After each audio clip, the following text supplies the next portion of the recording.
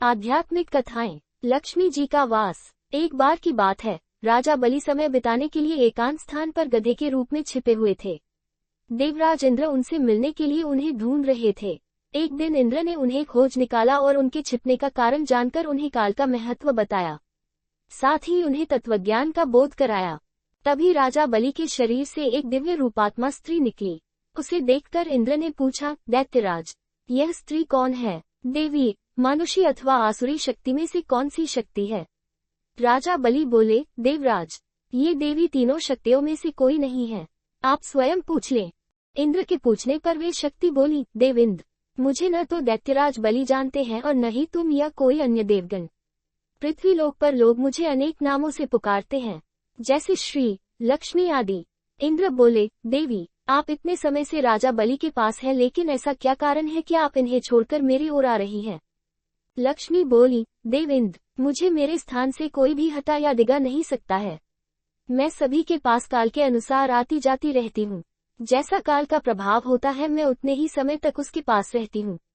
अर्थात मैं समयानुसार एक को छोड़कर दूसरे के पास निवास करती हूँ। इंद्र बोले, देवी, आप असुरों के यहाँ निवास क्यों नहीं करती? लक्ष्मी बोली, देवेंद्र, मेरा निवास वहीं होता है जहाँ सत्य हो, धर्म के अनुसार कार्य होते हों, व्रत और दान देने के कार्य होते हों। लेकिन असुर भ्रष्ट हो रहे हैं।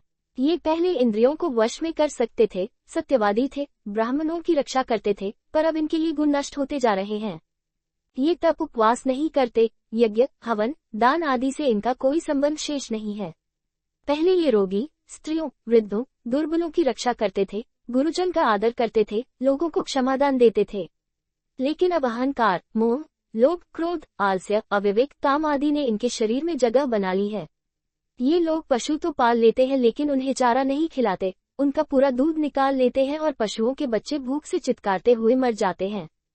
ये अपने बच्चों का लालन पालन करना भूलते जा रहे हैं।